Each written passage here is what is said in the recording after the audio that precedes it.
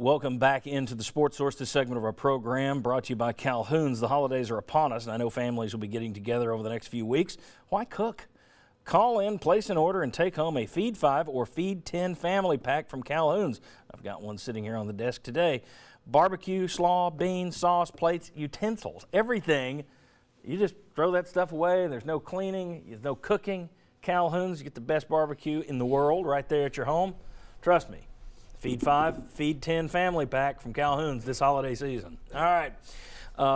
And coming up next, we got a UT-UNC scouting report from Mr. Mark Pankratz, who's sitting down there. We welcome Mark onto our panel. Yeah. We'll explain why you are here in just a second, but I want to get into the Travis Haney piece that riled up the pro-Butch and anti-Butch.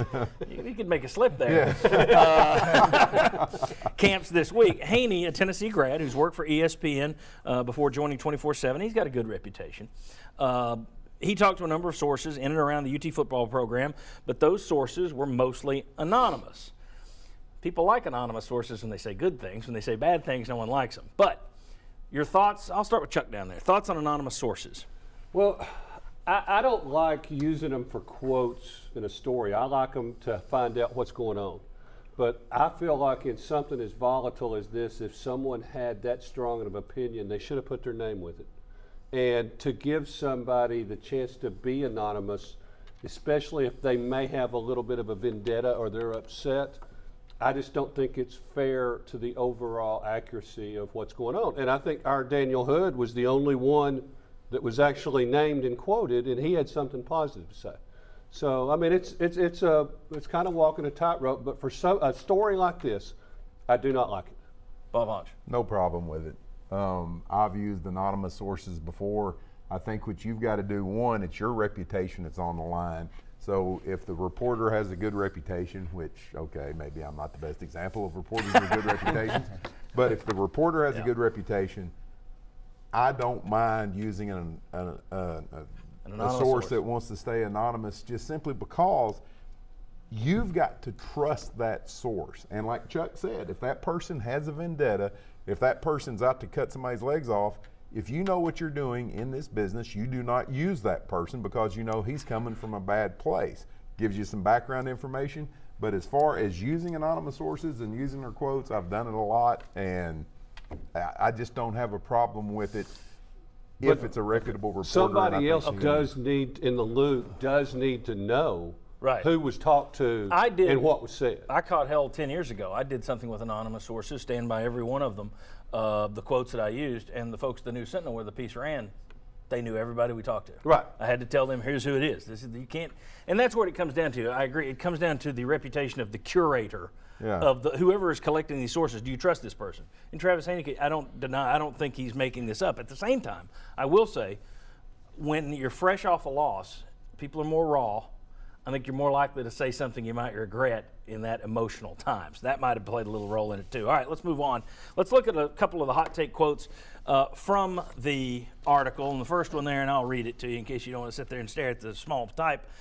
Those close to Jones paint the picture of a good man with good intentions, but one who struggles with insecurity. Quote, Butch is not very comfortable in his own skin, one source told us. Until he has that, he'll never be a great coach. He's not comfortable in his own skin recruiting, play calling, organization. Seems to be pretty good in recruiting. Really? I mean, that's what I wanted right away. He's great in a small setting, but he's just not a comfortable guy. Jones won at Central Michigan and Cincinnati, but Tennessee is his first Power 5 level job. Quote, it's like he doesn't think he should be there, the source said. It's like he doesn't think he belongs, and that permeates through the program. Everyone feels that. Josh, thoughts on that quote? Yeah, that opinion surprises me. That, especially the recruiting part, as you would point out. But the idea that Butch Jones doesn't think he belongs at this level, I think he does. I think he's very confident, and I think his ego has actually been a driving part of the program the last few years. There have been some mistakes that he's, I think, made as well. And with the media, I think you've seen some thin-skin approach there and some issues he needs to overcome. We've seen that the last couple of weeks. But in terms of his confidence in his own ability to win at a high level, I think Butch Jones has that. See, and I would debate with this. We need to do this another time. We've talked about it on this show, but you hadn't been here. I don't have a problem with I don't think he's the boorish bad guy to the media that people make him out to be. I think he's bland. Well, I think he's got his cliches and stuff, but if people think he's mean to them, Try Nick Saban on for size. I think some of us around here, I think some of the people doing the complaining are in the snowflake generation. Yeah, I don't think And he's they don't been like mean. being told no. I think he's been a little sensitive to questioning when sometimes the questions are just basic post-game enough. questions. Fair enough. All right. Next part, this is the key part of this thing. We'll go to the quote if we can throw it up there for you. There we go. A central theme represented here, or represented there, is a culture that allotted players, especially veteran players who were pieces of the top-rated recruiting classes, too much control. Quote, it was appeasing them rather than toughening them up, one staffer said. Multiple people close to the program thought it went back to promises made during the recruiting process and enablement of players who were already entitled due to high school hype. There was no de-recruitment, in other words. Quote, certain guys had more of a voice than they deserve, a source close to the team said. Certain guys would become team captains even though they didn't earn it. When that happens, it dissolves trust the rest of the team has in you. The culture is a disaster, said someone who works in the football building. Now, for all we know, that's a janitor, but culture is a disaster. Mark, I'm bringing you in for this because no one talked about the culture being a disaster last year. However, you coached basketball, 15 guys, we'll say, 100 guys on a football team. Much more change when you bring in 2-3 guys into a 15-man setting than, say, 15 to a 100-man setting. But culture and chemistry changing year to year. It's a reality, is it not? I mean, are any two teams the same? No, they're not the same. A couple things I'd love to know: the playing time of those anonymous sources. How much did they actually play? Because you can always go find guys that are negative. Well, these may be, and from what I gather, these aren't former players. These are UT staff members and somebody that works in the football building. And the staffing side of it, they've had turnover on the staffing side where you're helping culture. The big one that we've all talked about is a strength coach that has a lot of impact on the culture. The defensive coordinator, that's going to change time to time. The other thing is, you talked in the earlier segment, is about expectations. Year to year, expectations have changed, and ultimately, there's some guys that do not perform when the expectations are high. They get reading the headlines, so culture shifted. You bring in new guys, new leadership, new playing time.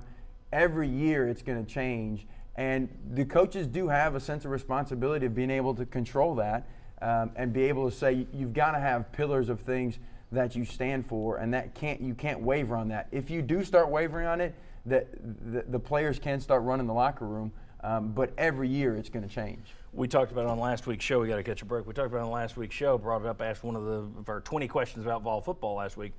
How big of a mistake was making it a player-led team? That's something Butch Jones talked about. I don't like player-led teams in the pros. I especially don't like them when you're talking about people 18 to 21 years old. I understand what you're talking about, that we let them have a voice, but you can go too far. Bruce Pearl, Sweet 16 run, player-led team. That's what he was all about. Well, there you go. So that's It's one way either, it you works. can't have either. It can work. And I kind of wondered which team captain didn't deserve it. The one that would be pretty easy to go back and look at, wouldn't it? The ones I could think of earned it. Yeah. All right. When we come back, we are going to, well, a little later, let me tell you this. We're going to have some numbers on Butch Jones that will have the pro-Butch people saying, aha, and have the anti-Butch people saying, aha. You want to see these numbers. It's interesting. It's facts. If you're going to be armed going into battle this week, let us arm you. That's coming up. But next, Tennessee versus North Carolina this afternoon. What does our coach say Tennessee should do? We'll tell you. Come on back on the Sports Source.